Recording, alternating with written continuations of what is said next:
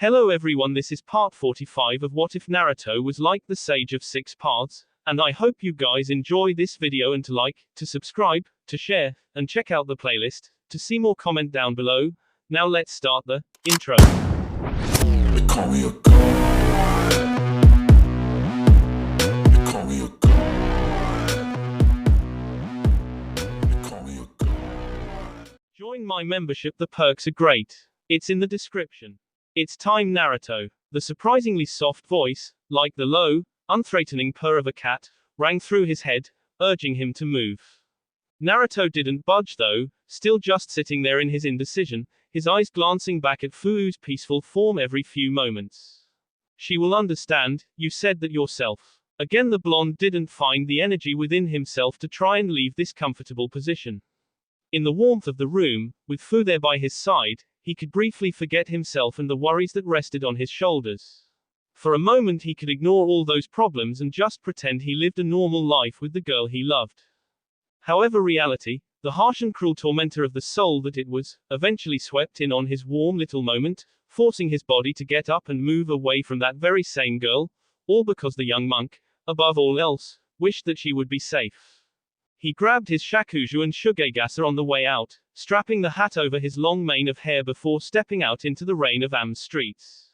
The wind whipped at his traveling cloak, forcing him to tilt his wide-brimmed hat to keep the worst of the harsh rain away from his face. You know what to do, Naruto. Giving one last longing look at the tall metal tower that stood as the highest point in all of Omegakure, briefly framed by a bright blast of lightning that illuminated the pitch-black sky, the blonde nodded slowly. Kuchios. He mounted the enormous bird summon that appeared before him quickly, jumping up onto its back and allowing it to immediately take off with great beats of its powerful wings. Despite the howling winds that rushed by his form, ruffling the massive feathers of the strangely proportioned bird he rode, Naruto found his surroundings oddly muted as he undertook the long journey in silence, lost in his thoughts. Finally, after maybe an hour of simple self-contemplation as well as looking forward to what he was about to do, ironic in that he wasn't looking forward to the task in the slightest, he closed his eyes and allowed his consciousness to sink away to that familiar place. When his rippled eyes opened though, it was not to the familiar locale of the seal, with its darkened passageways and great equilateral room containing the bayou. Instead he found himself sitting on what appeared to be a perfectly tranquil lake, or at least a large body of water. It stretched on seemingly endlessly, merging with what he assumed was the sky, although it appeared as little more than a large blankness akin to an untainted canvas for some future masterpiece. From what he could see, he was the only one in this odd, empty world, at least until a large ripple passed beneath him. This is new. When he turned, it was toward the visage of the Kyuubi. He too was looking around the tranquil space, sitting on his hind legs with his long tail slowly swaying behind him. Each movement of the long furry appendages sent surprisingly small ripples through the waters, quickly out so as not to disturb its almost mirror-like stillness. Where are we? The fox grunted as it lay down, seemingly having discovered everything it needed to about the odd space they occupied. Your guess is as good as mine, although I imagine this is the seal's answer to mine and the other Bijuu's presence. When Naruto remained silent, the fox simply pointed down with one of his tails, prompting Naruto to look beneath them. He raised an eyebrow when he realized they weren't as alone as he had thought them to be, as beneath the crystal-like waters he saw the rest of the bayou. Their forms were inverted as if merely reflections of beings that weren't there. Long silvery chains wrapped around each of their en, and with a small start Naruto realized that when he traced them back to their source, it was him. A loop of thin, tarnished gray chain, no thicker than a few strands of hair, was wrapped around his hand. He hadn't even noticed it before. After a moment's hesitation where he considered just how badly this could backfire on him, Naruto gently slipped the chain off his hand, letting it fall into the still waters without even a ripple. It dissolved instantly, as did the much larger chains binding the rest of the bayou. The blonde nearly fell backwards as the previously calm waters suddenly surged and bubbled ominously as one by one, starting with Shukaku, the rest of the bayou burst from the water, rising up until they too were sat atop its surface that had once again taken its mirror-like finish. However, they seemed far more confused than he or Kurama did, although it didn't take long for their attention to fall on him, making his quickly realize they were now in a circle around him. Well, this is an all too familiar scene.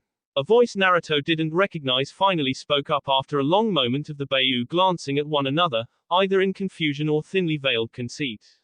He turned, taking in the presence of the Hachibi as it, surprisingly, grinned down at him, its long octopus-esque tentacles swaying happily.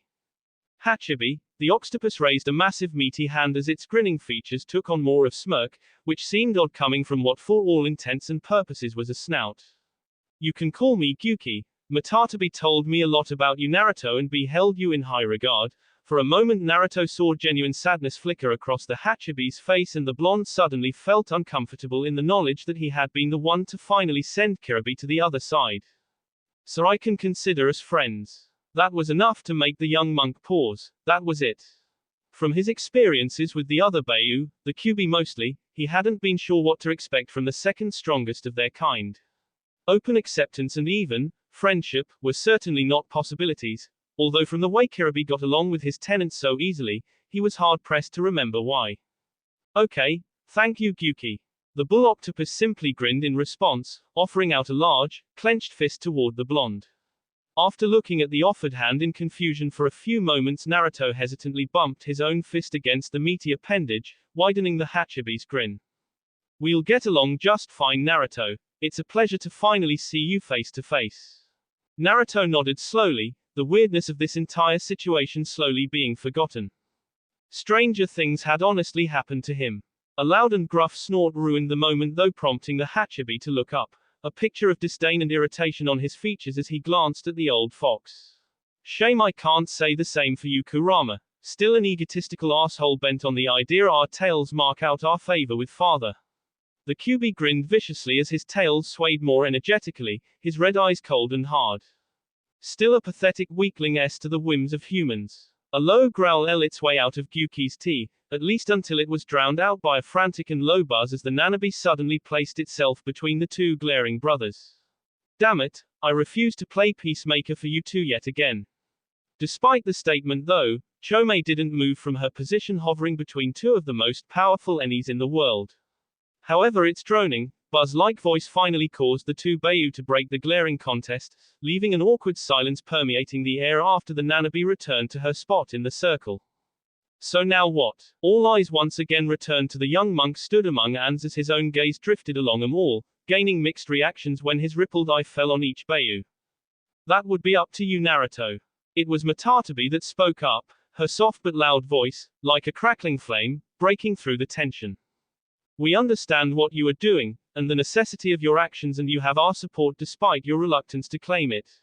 Son Goku's commanding tones filled the silence before Kurama finally took over, his booming presence feeling almost like a visible weight.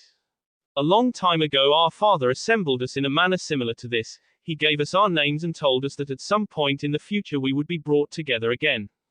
I would almost say that it is your destiny to stand where you are standing now but, Naruto actually widened his eyes slightly as Kurama looked down for a moment, his furry brow furrowed in hesitation, something Naruto had never seen from the stalwart, confident and arrogant fox.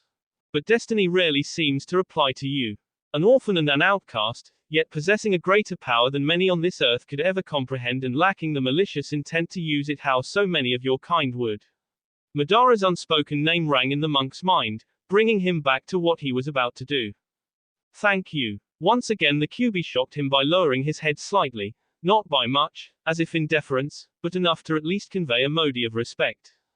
I must say, being contained within you was far from what I had expected given your predecessors, but the experience has not been wholly unpleasant. Naruto smiled at that, hearing the message Kurama didn't say, but still conveyed with his carefully selected wording. It's been my honor to know you all, and my privilege to have your trust. My promise remains, that I will never break it, and you will all have your peace. Despite the slight derisive snort from the Kyuubi, Naruto faded away from that strange white world with a smile on his face. Many of the doubts plaguing his mind had evaporated. You sure know how to pick your containers Kurama.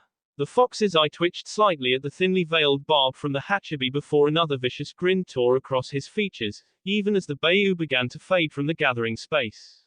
At least he doesn't rap. It took another 3 hours of flight at high speed before Naruto felt comfortable with the place he had picked. It was far out west, beyond even the westernmost borders of Tsuchi no Kuni where few bothered to travel anymore. Little lived out here in the harsher wastelands filled with little vegetation and fewer animals. It was perfect for Naruto though, and as his summon swooped to the ground, displacing great plumes of dust with powerful wing beats in the process, he looked up. Out here, far from everything and anything, the sky was beautifully clear. A large full moon hung overhead in the sky like some great glittering white bead, and it was framed by the thousands of pinpricks that made up the night sky. The bird's summon vanished in a loud burst of smoke, ruffling Naruto's howry before the air became still again. There really was nothing here, not even a wisp of wind to indicate time was even flowing, only the faint glow of green that covered the land, almost unnoticeable to the blonde after so long of seeing it, reminded him that even in wastelands like these, nature still existed. It was a comforting thought as he began to slowly mold and shape his chakra, culminating in his hand on the ground as a sealing matrix, far larger than any he had seen before, spread out from his palm. Kuchio's no Jutsu. A cloud of white smoke, larger than anything he had attempted, or even thought about summoning before, erupted in the space in front of him, taking a long time to clear away. When it did though, a frightening stony visage greeted him. A beast, with blind-folded eyes and manacled hands, sat in a deceptively peaceful cross-legged position. Naruto knew this was the Gedo Mizu from Nagato's memories, but the sheer unease he felt from the malicious creature's aura was hard to express in words. It was like, despite its covered eyes, it was attempting to peer into him, through his body to the chakra he contained within, its chakra if Kurama was to be believed. I had begun to wonder if you would actually do this. Thanks for not disappointing. Naruto turned slowly towards the voice, seeing the masked man step out from a swirling vortex of twisted air. He had changed, wearing a long purple battle robe and donning a full-head white mask with the pattern of a fully evolved Sharingan imprinted on it, two of the tomo serving as eye holes. However, the sight within those darkened recesses was enough to make Naruto grit his teeth. The man's left eye had been replaced with a Rinnegan, Nagato's Rinnegan. It was no doubt so that the man could control the stone behemoth in front of them. Whatever you are planning won't work. Despite his eyes being partially shadowed by the mask, the glow the two different dojutsu gave off was enough to see one of his eyebrows raise slightly in a mocking gesture. Oh, because you contain all of the Beiyu. The lilting tone, as if the man was completely carefree, was enough to put Naruto on edge. The fact he knew about his 9 tenants was surprising, but it at least confirmed something Naruto had been suspicious of since fighting Kiribi. You knew, you planned for it. Again, despite being hidden behind porcelain, Naruto could practically feel the smirk the man gave off. I suppose you could think of it that way, but like I said before, you have a tendency to ruin anything I try to set in motion. Having the Rinnegan, running from Konoha, those untraceable years where I thought you had simply vanished for good, collecting the Beiyu and unknowingly protecting the other Jinchuriki from the Akatsuki, even befriending Nagato. I've just come to consider you as one big wrench in the plans I lay down, enough that I've decided to deal with you myself. Naruto's eyes narrowed dangerously. This man was the cause of so much pain in his life. What makes you think you'll be any more successful than the last time you tried? The masked man reached for the gunbai on his back as Naruto lifted his hand threateningly, already circulating his agitated, anxious chakra. Gravity suddenly increased around the man, compacting the dusty earth and almost making him bend a knee. However, only a moment later he flexed his own hand and suddenly the pressure on his body vanished, making Naruto's eyes widen as his technique was cancelled out. You aren't the only one with that fancy eye anymore, he was forced to see off as Naruto got over his shock, swinging his arm up and launching a concentrated wave of gravitational force. However, that seemed to be just what the man was waiting for as he swung the gunbai, batting aside the Shinra Tensei like it was just any old jutsu and only having his clothes ruffled for his trouble. At that very moment, though, 2 hands burst from the earth, or melded out of it would be more appropriate, and wrapped around Naruto's feet. Naruto managed to break away from one of the hands with his incredible strength, but it was just enough time for the masked man to dart forward at shinobi-worthy speeds and place his flat palm against Naruto's C.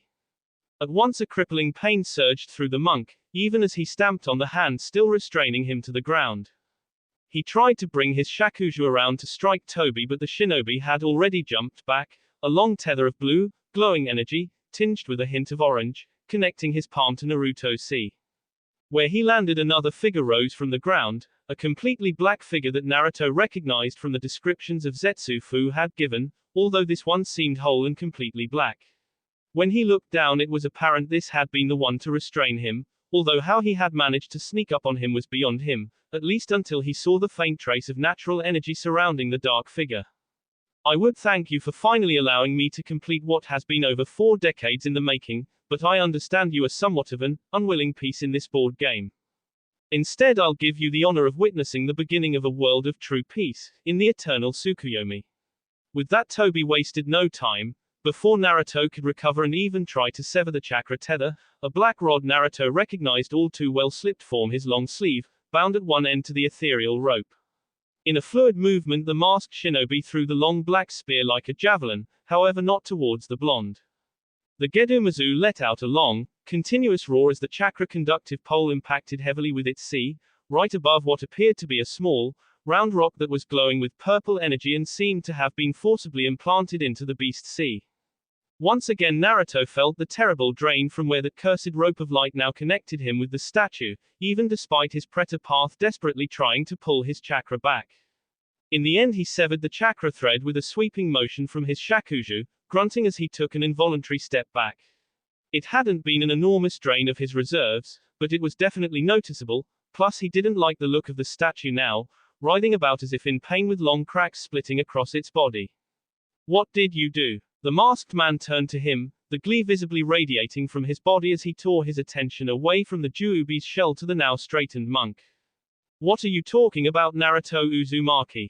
I did nothing, you were the one to provide the spark needed to finally awaken the Juubi from its long overdue slumber. Naruto's eyes widened at the implication before narrowing to dangerous S as he glared at the man. What are you talking about?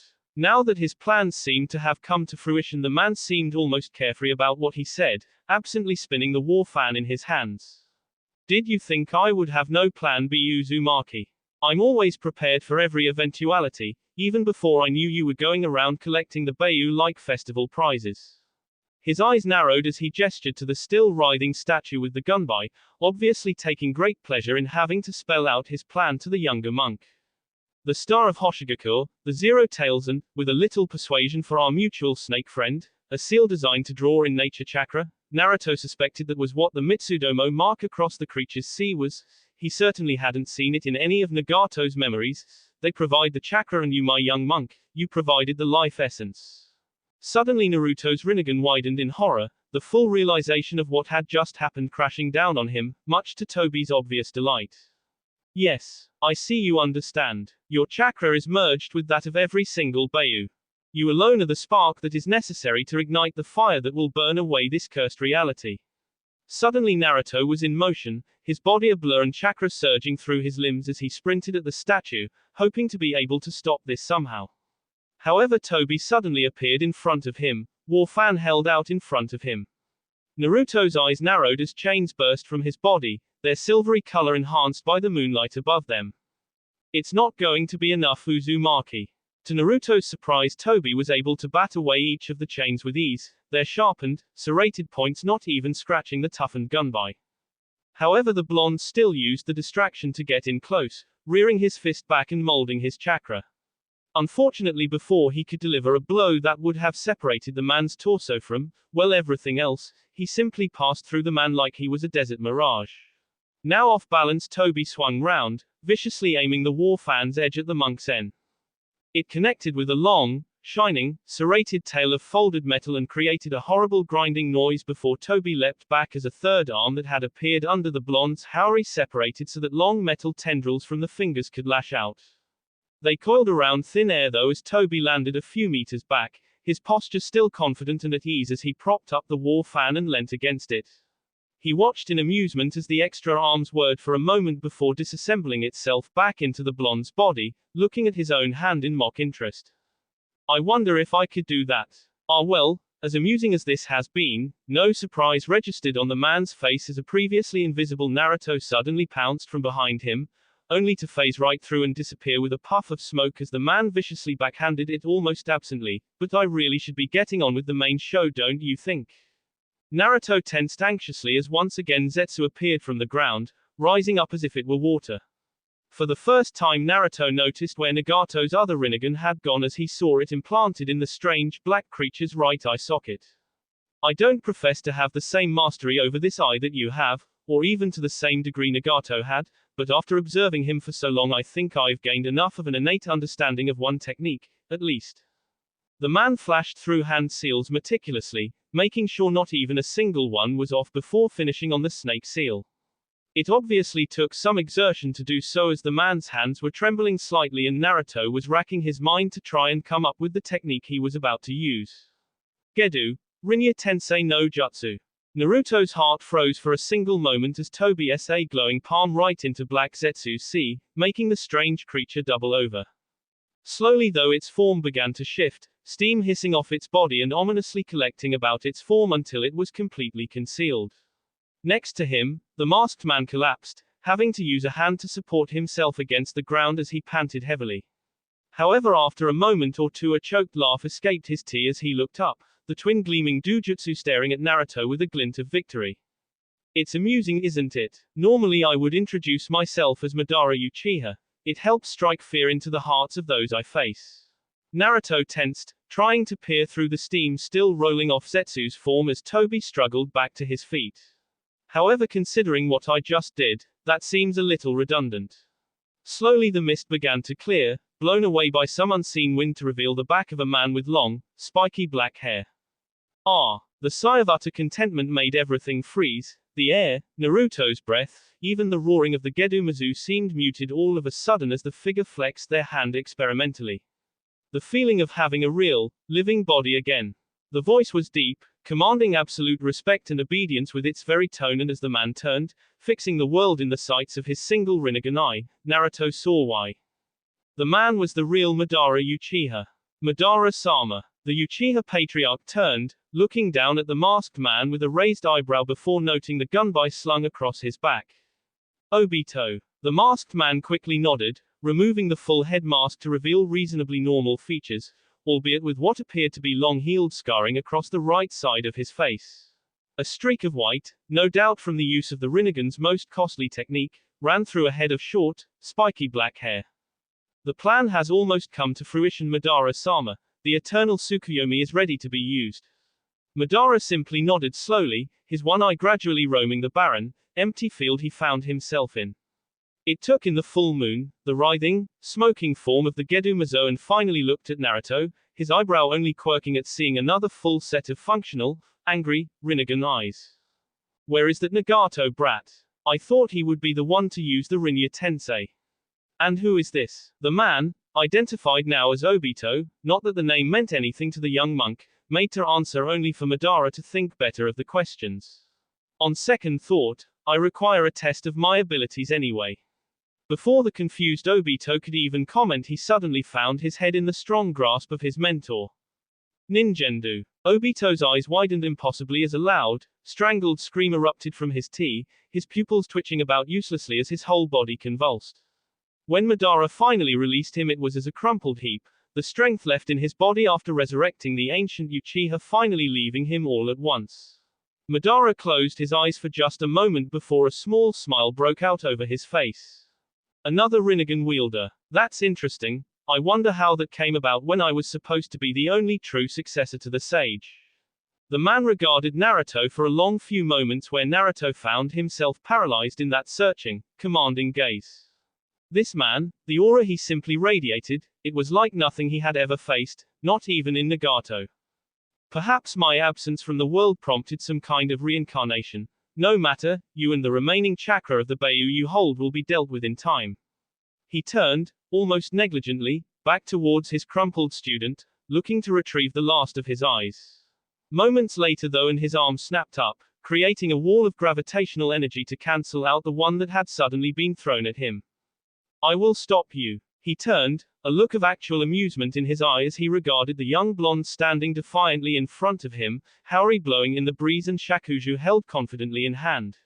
Slowly Madara crossed his arms in front of his sea, over the red samurai-esque armor he was famous for wearing both in his prime during the clan era and after his defection from the very village he helped to create.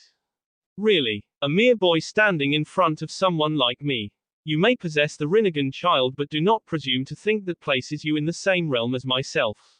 Naruto's hand tightened around the shakuju in his hand to the point his knuckles turned white. but if you insist on dancing, at least make me take the first steps. Faster than Naruto could see, he literally couldn't see the Uchiha's hands move, they were so fast. Madara ran through hand seals before holding one up to his mouth. Kaiten, Guka Mekyaku. Uchiha were renowned for two things, the Sharingan and their strong affinities for fire jutsu. However, as Naruto saw the veritable tidal wave of flames that was suddenly bearing down on him, he had to be reminded this was a man and not the vengeful form of Amaterasu herself.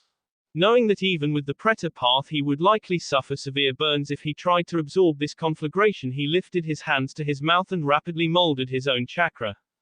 Suten. The deluge of water he sprayed out wasn't just a veritable tidal wave, it was a literal tsunami. It was far less refined than an actual jutsu, but with the elemental advantage it managed to overpower the absurdly strong technique, leaving the area blanketed in a sudden veil of steam. However, barely a second later Madara burst from that steam, flying through the air with his reclaimed gunbai in hand as he moved to swat Naruto aside like some irritable insect. It was all Naruto could do not to get his body crushed as he leapt to the side, chains bursting from his body to keep the powerful Uchiha at bay. Gakido. However, as soon as the chakra constructs came close to the man, he was surrounded by a small corona of light that absorbed the chains as soon as they made contact, taking a good chunk of Naruto's chakra with them. He withdrew them instantly, only for Madara to grab one of them, a vicious grin on his face that would have better suited the Kyuubi as he yanked hard, erupted from the younger blonde's mouth as Madara's fist firmly planted itself in his stomach, making him crumple around the limb before being crushed into the ground with a brutal display of power. Pitiful, and Obito was having such trouble with a weakling like you. Naruto lay there in the crater his body had formed, his eyes wide and unblinking as Madara set a foot atop his sea. You're hardly even worth the effort, not even a shinobi. Madara drove down, making Naruto cry out in pain again as the crater was deepened and another arc of B erupted from his lips. Shame, I had been so looking forward to a good fight once I was brought back. All I get is, the man's lone Rinnegan eye widened for just a moment as he brought down his foot for another stomp, only to be bodily swatted aside by tendril of sand the thickness of the Ichibi's tail. Is father okay? The timid, questioning voice rang out in his head as Naruto lay there, staring up at the starry sky with a body racked with pain. Slowly he brought a hand up before it into the ground next to him, digging his fingers into the broken earth and pushing himself up. I'm fine, Shukaku, thank you. He got no reply except a faint feeling of happiness that seemed to ease some of the pain in his ribs. At that moment he reminded himself that it was not just himself on the line here, he was fighting for everything he cared for and believed in, the Beiyu, Fu, Nagato and Konan, his friends, the monks, and they were all counting on him. Ah, you finally seem to have gained some resolve, a shame it was too late. Madara's mocking voice echoed around the shattered battlefield as Naruto noticed something very strange. It was very quiet all of a sudden. The Gedomazu's almost constant cries that the blonde had tuned out had stopped, and when he looked around, a great shadow descended over the field. At that moment Naruto truly felt like an ant as he stared up into the nine-tomo eye of the Juubi. And it stared right back at him. For an awful, incredible moment, time seemed to stand still. A deafening silence washed over the tiny monk as he locked eyes with the Anik creature crouched before him. Words did little to describe the sheer size of the monolith, towering far above the Kyuubi in scale. It seemed even more daunting with the waves of unrepressed power rolling off its form, incomparable to anything Naruto had ever tried to comprehend.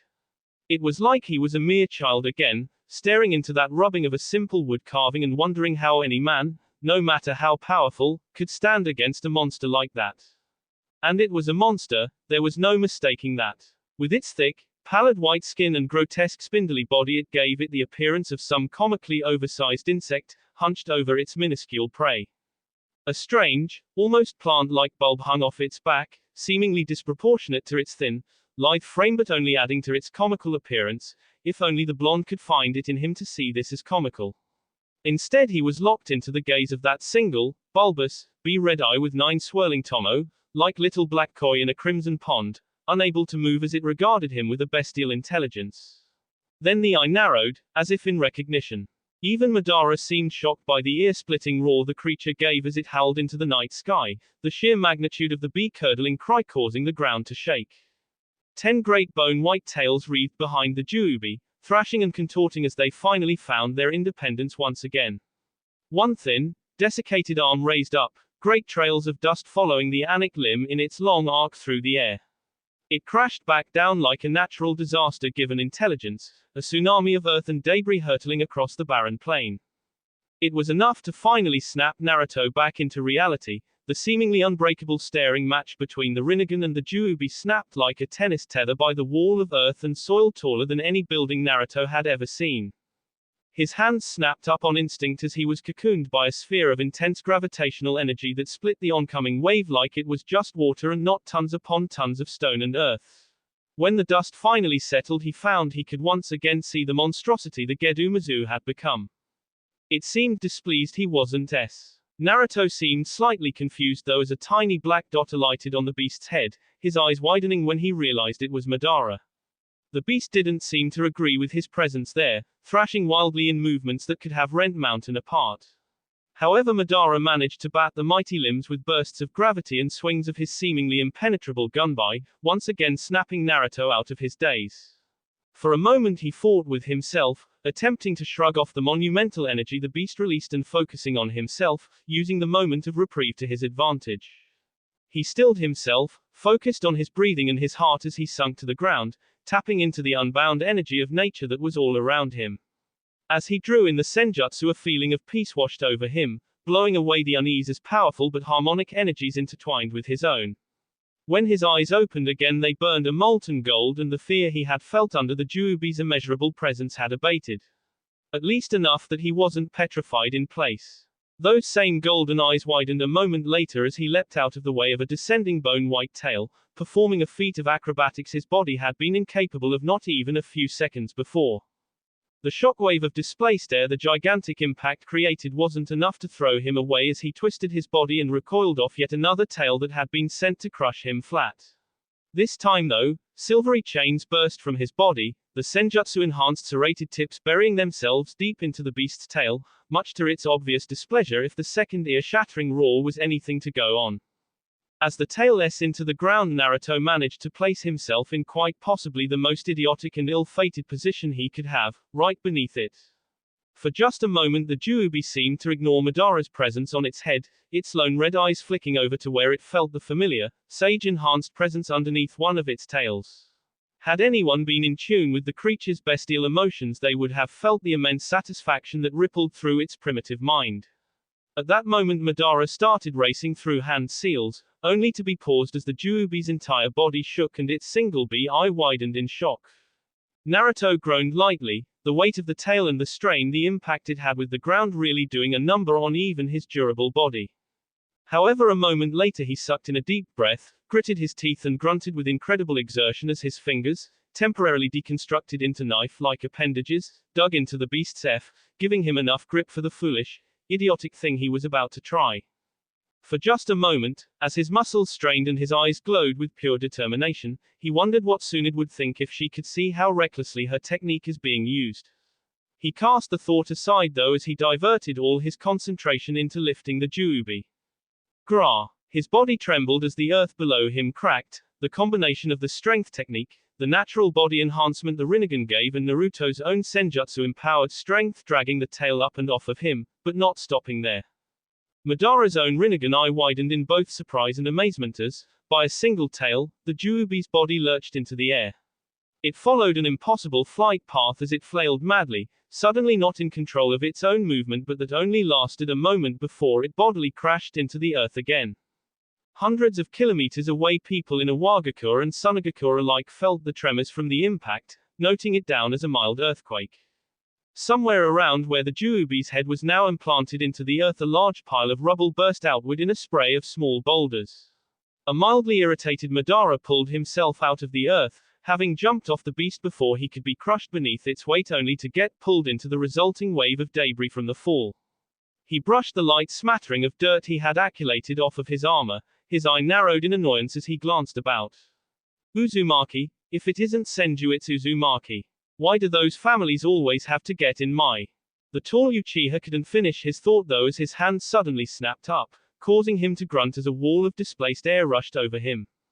When he looked around he saw that the object he caught was actually Naruto's foot, the monk having launched himself toward the Uchiha patriarch while he was seemingly distracted. HMPF, that almost hurt. However, his one Rinnegan eye widened slightly before a smirk rolled over his features, amused by what he saw flashing in the young Uzumaki's eyes. Sage mode. Now that's interesting. His smirk slipped a little when he saw Naruto's own smile flash over the blonde's face. It's not the only thing. Madara grunted as his entire body was flung backwards, the blonde he had caught dissipating into clean white smoke. He s bodily into the side of the Juubi's head as the great beast began to stir, lifting its anic body out of the oddly shaped crater it had made. He stuck to the side of the creature with chakra, only to suddenly stop the flow to his feet and drop away as Naruto descended from above, the heel of his foot into the spot he had moments before occupied. Once again the Juubi cried out in anger and pain as its head was once again crushed into the crater by the unbelievable force the comparatively tiny blonde could create. Madara watched the monk pick himself up after the failed axe kick with an appraising eye, noting his form and power with a gaze that had seen him through countless life and death battles in his youth. The Uzumaki's strength was tremendous and his speed, at least now he had entered a senjutsu state, was nothing to sneer at. There was also the small fact that the blonde had both of his eyes while Madara was working at the disadvantage of lacking depth perception and many of the Rinnegan's techniques. It was made worse by the fact he seemed to have lost Obito's unconscious body somewhere in all the confusion. He severely hoped it had not been pulverized beneath the beast. Sand suddenly began to swirl around the Uchiha, but he extended a hand and blasted it all back with an overpowered Shinra Tensei that immediately cleared the area, also blasting back the 4 clones that had been waiting within the sandstorm to attack, a tactic he approved of. The Juubi was stirring again and Madara wasted no time flashing across the distance, his body barely appearing as a flicker before he was atop its head. Naruto also appeared a few meters away, already in full sprint. However, as he got closer, time seemed to slow down. He caught it in perfect clarity as Madara smirked, his head turned just enough that Naruto could watch with widening eyes as the single Rinnegan morphed into some strange red and black pattern. Susanoo. The breath left Naruto's body rather violently as his entire body was suddenly flung to the side, as if he were some insect hit with the back of some giant's hand. His head went fuzzy from the massive impact, but he had enough sense that 3 thick chains burst from his body, allowing him to swing back down and crash into the side of the Juubi's slowly rising head. If it had been any normal surface he likely would have cratered it. As it was, the 10-tail's head simply swayed a bit to the side, its tails thrashing about in its anger. Don't you see the futility of all this now, Uzumaki? As the blonde ran up the side of the beast's head he paused, Madara's voice and the sight before him making him slow and then stop. The infinite Tsukuyomi is the only answer to humanity's suffering. In it every person would have their perfect world. The Uchiha was now enshrouded by a monolithic 4-armed creature of translucent blue flame, resembling some of the old pictures Naruto had seen of samurai, only covered up by a similar blue cloak leaving just its 2 glowing yellow eyes visible far above the stoic Uchiha's form. He realized what had hit him when he saw 2 of the arms grasp massive statue-proportioned swords, the other hands were clasped into a tiger seal in front of its body. It's just a lie, an illusion. Naruto struggled to keep his footing as the Juubi once again reared up, its eyes flicking about madly as it searched blindly for the 2 humans fighting atop it. Madara seemed unfazed as he smirked easily, arms crossing over his sea as the monolithic blue creature he had summoned leered down ominously, glowing yellow eyes peering at the younger blonde as if searching for something. And this reality is not. All of this is some greater illusion, meant to ease humanity to its baser, darker whims. In a genjutsu you see, hear and feel whatever the caster wants you to, and yet it is no less real than this pitiful existence because your mind perceives it as such. Madara's words were nearly drowned out under the intense growling of the creature they stood on top of. As its tails swept by great winds at their clothing and made the flames decorating the Susanoo sway. Peace attained through this kind of force is worthless, not even worth having. At that Madara's expression finally seemed to darken, a snarl briefly passing over a normally smirking mouth. And what would a child like you know? Are you so selfish as to deny mankind the peace it has been searching for when you stand on top of its answer? His face reset itself into a mask of indifference as the sword-bearing arms of his Susanoo tensed. In that case, I will force you into that world myself. Only my power will show you that you are wrong.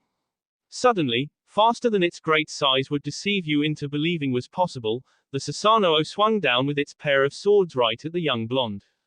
There was stillness for a moment before far off in the distance a mountain suddenly exploded, the sheer pressure of the winds displaced by the enormous blades enough to cleave it in two.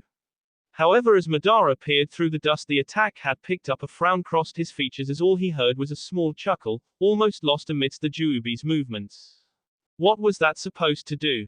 Naruto walked out of the small cloud of dust, not even remotely injured or seemingly bothered by the normally unstoppable attack. Attacking a Rinnegan user with a giant construct of chakra. The blonde actually seemed a little incredulous as he walked forward, causing Madara to scowl as the Susanoo swung its other sword, aiming to bisect the irritating monk through the middle. However, as the glowing blue blade touched the Uzumaki, it just seemed to pass right through him. However, the tug Madara felt on his chakra reserves told him exactly what had happened. The blonde had just absorbed it. It took a moment for the Uchiha patriarch to process that his Susanoo, the strongest technique offered by the Mangekyo Sharingan, for the longest time his strongest technique, was completely useless against this mere boy. Once it did, his scowl only deepened as the lumbering chakra construct faded away. Before he could retaliate, though, both Rinnegan users were forced to dive to the side before one of the Juubi's long tails scraped across its scalp, attempting to dislodge the pair. As Madara clung to the side of the beast's head, he realized something that deeply unsettled him. He was actually at a disadvantage here. Naturally, the man did the only thing he could in a situation like that. He began running through a chain of hand seals. A long chain of hand seals. Naruto had ended up in the worst position, further down the Juubi's long spindly back, close to the plant-like bulb it carried. He was currently dodging its vehement attempts to get him off, namely by its own tails all over its body until it felt something squish. His senjutsu-enhanced speed and the naturally lumbering movements of such a large creature were enough for him to dodge for now, but he wasn't sure how long he could keep it up, and the Juubi was offering him no avenues of escape. However, after a few moments of this intense dodging, it didn't seem to matter anymore as the Juubi's tails suddenly stilled, twitching lightly in the air as the beast gave out one long guttural roar. Then, suddenly, it went quiet, the roar replaced by a strange sucking sound as the earth beneath the blonde's feet warped and twisted. His eyes widened when the ground was suddenly wrenched from beneath him and he was falling, buffeted on all sides by powerful winds created by the powerful vacuum that had been where the Juubi was once standing. He twisted to land softly on his feet only to nearly drop his shakuju in shock, Rinnegan eyes going wide. The Juubi was gone. Just like that, the enormous beast that moments ago Naruto couldn't even comprehend had just vanished, leaving just a cloud of dust and smoke in its wake. However, it quickly became apparent that wasn't quite true, as the overbearing presence the great beast had given off was still there, stronger even, as if it had been concentrated. The full implication of that thought didn't quite sink in until the smoke began to clear and Naruto managed to make out a distinct figure hanging in their air, just a silhouette against the full moon. It was Madara, but at the same time it wasn't. His hair that had previously been a deep raven black was now a startling white. Instead of his rustic armor, he was now covered in a brilliant snowy cloak that had a distinctive pattern on the back of 9 tomo arranged in a square headed by a Rinnegan pattern. He had donned a headband that seemed to grow out of his scalp, similar to Naruto's in that it had horns, only lopsided with the larger horn over the Rinnegan eye he had.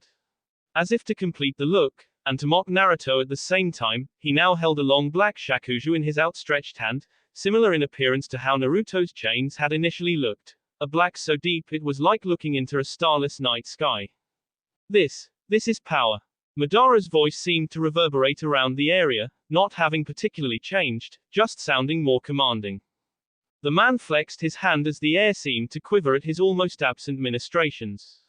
The dark shakuju in his hand seemed to bubble slightly as equally black spheres of what Naruto could only assume was chakra, bloomed along its surface before being released to orbit the man's body. Despite knowing it was chakra, and seeing it was such with his own Rinnegan, something told Naruto that he did not want to try and absorb those spheres. He couldn't be sure why, just an unsettling gut feeling they gave off. His suspicions were only strengthened when Madara's vision suddenly snapped towards him, his lone Rinnegan eye regarding him with mirth. The idea of it seemed absurd, but with his new appearance seemed to come a mild change in personality as the man grinned slightly. Suddenly, and luckily still within Naruto's ability to perceive things, one of the dark spheres shot towards him, elongating slightly with the sudden shift in direction and speed. Shinra Tensei. Naruto's hand shot up, but the sphere sped right towards him all the same, shearing through the wall of gravitational force like it was just a light breeze. The blonde flinched as the sphere got within a few meters of him, only for a wall of sand to interpose between the two. Uncaring for what exactly just happened and thankful that the sand seemed to at least slow the sphere if not stop it, Naruto threw himself bodily to the side. He watched from the corner of his eye as the black substance sheared right into the ground where he had stood, passing through like it was air and not slowing for a second. Another, thicker wall of sand appeared behind him as a second sphere tried to sneak up on him. For some reason, even with his senjutsu-enhanced senses, he couldn't feel this strange, unnatural substance's presence. He was just glad that for whatever reason the spheres seemed to be slowed by the sand, even if it didn't take them all that long to pass through anyway. Shukaku will always protect father. Naruto was a little surprised by Shukaku's happy voice suddenly speaking up in his mind, although he didn't let it show as chains L from his side to pull him out of the way of another black sphere. Shukaku is right, Naruto. Madara has become far more powerful. You will have to rely on us if you want to have any hope of defeating him. This time it was Kurama's voice seen, and the thought made Naruto frown slightly as he shot off a blast of chakra from his reassembled arm. The sphere he was aiming at moved to avoid it, making Naruto smirk. If they had to avoid it, then there was a chance he could damage them. However, he was so caught up on this sudden revelation he was just unprepared for Madara to suddenly appear in front of him, dark shakuju raised and an amused smirk on his face. You just continue to amuse me, Uzumaki, trying even when you must know it is hopeless. His short monologue was the only thing that gave the blonde time to lift his shakuju, holding it up in front of his as the two monk staffs met. Madara's strength was monstrous though, and Naruto could feel the ground beneath him cratering from the sheer force the Juubi Jinchuriki was placing on him. However, that was the least of his worries as he noticed a tiny crack begin to appear where the two staffs were touching, and it wasn't on Madara's. There was nothing he could do except watch as the crack grew in sync with Madara's grin until, with a noise oddly reminiscent of a tolling bell, the shakuju snapped. Time slowed immeasurably as Naruto felt his feet leave the ground, watching as the two halves of the staff he had carried for 6 years, the staff that had seen him through his adventures and had almost become as much a part of him as his own arms, just broke. There was no explosion of energy or terrible noise. The simple wooden stick snapped as wood was bound to do, with a few splinters flying out. Then time snapped back into place and Naruto was sent hurtling back, only having the sense to twist his body at the last moment and grab the ground to right himself, skidding to a stop in a three-point stance. He watched as Madara stood on the ringed half of the broken shakuju, cracking it further with a grin. There will be no need for useless relics of a forgotten age in the infinite Tsukuyomi. Suddenly reservations about using his tenant's power seemed trivial. The previous stalwart reasons he had avoided tapping into that immense well of power becoming forgotten as he looked at that man's smirking face. The air around Naruto began to ripple and contort as a visible nimbus of light began to shroud his body, a single tail rising up before shrinking back down. Madara was able to see with perfect clarity as a single tomo appeared in the outermost ring of Naruto's Rinnegan, at least until the entire area they were standing in became shrouded in shadow. The newly awakened Jinchuriki of the Juubi looked up with moderately widened eyes as enormous pillars of sand, that were slowly taking on the appearance of arms, rose high into the sky. They were comparable to the Juubi's arms themselves, although thicker and with blue vein-like patterns crisscrossing the construct's surface. That was all he got time to admire before they suddenly swung down, buffeting the area with shockwaves of wind. However, Madara just lazily raised his hand, watching as one of the black spheres rose up and stretched out into a thin but wide shield. There was a deafening boom and a rush of air, and when the smoke cleared it was obvious the sand had done nothing against the dark shield. However, when Madara looked over to where Naruto had stood, he only saw a few wisps of aimless sand.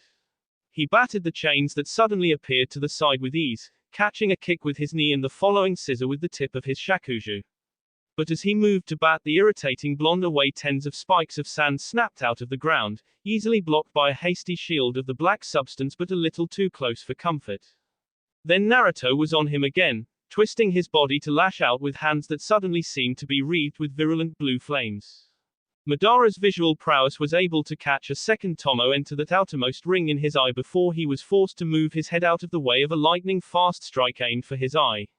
Naruto was suddenly faster, and while Madara still considered it hardly within his realm of concern as he easily moved out of the way of each precise strike, it was moderately disconcerting. You can trust in us, Naruto, like you managed to make us trust in you. Matatabe's dulcet tones drifted through the boy's mind, only spurring him on as he struck faster, stronger and with more determination. However, as Madara continued to backpedal and shift his weight, he quickly grew irritated with the small bout of taijutsu, suddenly bringing the shakuju bearing hand up faster than he had before, a long streak of the black substance flowing out of the end that quickly whipped around, catching Naruto under the ribs. Madara grinned as he glanced along the trench Naruto had made with his body as he skidded across the ground like a tossed-aside ragdoll. However, the grin wavered slightly when the dust settled to reveal the blonde cocooned in a strangely organic red shell that slowly crumbed apart to reveal it was coral, as well as a third Tomo entering his eye. We're just returning the favor for protecting us for so long. Naruto's hard gaze softened slightly at Isabu's gentle prompting, a glint alighting in his eye as he took a step forward before breaking out into a sprint. Madara sent more black spheres at him, but they were either partially blocked by walls of sand or gracefully flipped over as Naruto descended to running on all fours, his hands and feet still bathed in iridescent blue fire. Show him that the Beiyu aren't to be underestimated. A vicious grin that wasn't entirely his own spread over Naruto's features as he got in close to Madara, Son Goku's words echoing in his mind as he absently raised his hand to cancel out a powerful Shinra Tensei and barreled through the resulting aftershock, the heat around his limbs suddenly intensifying tenfold. A large wall of the dark chakra blocked his path, but Naruto just see his hands in front of his in a sweeping motion, a great limb of sand shooting up out of the ground to copy the motion. However, the blue markings had been replaced by burning orange lines of magma like the veins of some ancient earthen golem. This time the black substance only barely held back against the assault. Even so, Madara had to drop it in favor of falling back as the spot beneath his feet suddenly erupted into a geyser of molten rock. Naruto leapt over the hastily collapsing shield, however was caught as Madara raised a hand, his body right back into it. The blonde cried out in pain as he was crushed against the burning black chakra that he couldn't absorb for some reason. HMPF, I suppose you're better than going back to being a part of that thing. Naruto almost didn't hear Kokuo speak to him over his own cries, but he definitely noticed the steam that began to pour off his body in copious amounts. The pressure over his body fell away as Madara was forced to turn and shield himself from the scalding steam. The second Tomo entering the middle ring in his eye went unnoticed behind the white smokescreen. However, Madara noticed it clear as day when Naruto leapt from the steam, raising his shakuju to block a now much faster kick. Don't know how much help it'll be, but you're quite nice, like he was. Madara's eyes widened in shock as Naruto twisted his body unnaturally, in ways bones weren't meant to bend. That was nothing through compared to the shock as he noticed Naruto had somehow managed to stick his foot onto the shakuju with chakra, and not only that, but the black substance seemed to just be melting away where the blonde touched it, as if it had been exposed to a powerful acid. All of a sudden Madara suddenly found himself quite hard-pressed against Naruto's increased speed and flexibility. The fact he had no discernible taijutsu style and seemed completely random and unpredictable wasn't helping in the slightest. His eyes narrowed in anger as he allowed the black staff to disintegrate. At the same moment an identical one formed in his offhand. He brought it up with a smirk of victory, crashing it into Naruto's stomach and causing the young monk to fold around the shakuju before he wrenched it up with a powerful sweep. Naruto was sent hurtling upwards uncontrollably while Madara just grinned, crouching in a split second before blasting up after him. He reached the Uzumaki at the peak of his flight only to get sent flying back by what should have been an impossible kick as Naruto contorted his body and lashed out with more strength and leverage than his position should have allowed. Do it for Fu-chan, yeah. Chome called out excitedly as Madara ran a hand through his hair, allowing his body to hover in the sky. His eyes narrowed when he noticed the translucent white insectoid-esque wings sprouting from the blonde's back and yet another Tomo entering his eye, this time on the innermost ring. Some of Madara's irritation had begun to be away at this point, and for once he was actually thrilled with the way the fight was going. Far from the weakling Naruto had seemed to be, the young monk was proving to be a strong opponent and a worthy fight, even in his Jinchuriki-enhanced state. Already this confrontation was reworking the landscape with gaping craters and small rivers of lava. And for Kiribi, Gyuki's booming voice spoke softly as Madara flew towards them, a grin alighting on his lopsided features. It quickly turned into a look of disgust and irritation though as Naruto suddenly spun, using his newfound wings to rotate rapidly in a move he recalled from watching Fu train, only with a modification. Bubbling, scalding black ink shot in every direction from his spinning form, and despite Madara's attempts to put up a shield of the black chakra, some managed to cling to his robes, burning through it before the Uchiha expelled it with a sudden Shinra Tensei. Any enjoyment he had been getting from the fight evaporated in that moment as he felt as though his opponent was just mocking him. Naruto, however, Kurama's words went unspoken as the air around Madara just seemed to explode outwards, a great rolling wave of air pressure managing to catch Naruto and sent him into an uncontrolled descent. Something about the wave seemed to destabilize the wings of chakra on his back, and Naruto suddenly found himself falling rapidly. A great plume of dust and debris shot up into the air where his body struck the ground. Enough of this. I have delayed long enough putting up with your pointless resistance because it was amusing, but it grows tiring now. Madara floated down to where Naruto was trying to pick himself up out of the surprisingly large crater his body had created. Again, Isabu's toughened coral had protected him, but he was still winded from the collision. At that moment though, it wouldn't have mattered if he was completely unharmed as Madara seemed to concentrate, raising his arm up and closing his eyes. Suddenly what looked like a long, writhing white root shot from his hand, flailing a moment before burrowing straight into the ground right where Naruto was getting up off his knees. He nearly fell over again though as the ground shook violently, thick branches and roots suddenly bursting up at random all around him. Madara closed his hand and see off the connection with the roots, however they still grew and wreathed without his supervision. The Uchiha patriarch simply glanced down into the crater as more and more roots sprang up, twining around one another and around Naruto as well. His face only showed a cool, collected victory. Now, be swallowed by the Shinju as you join the infinite Tsukuyomi. That will be all for this video. Be sure to like, subscribe, share, and comment down below for more videos. Goodbye.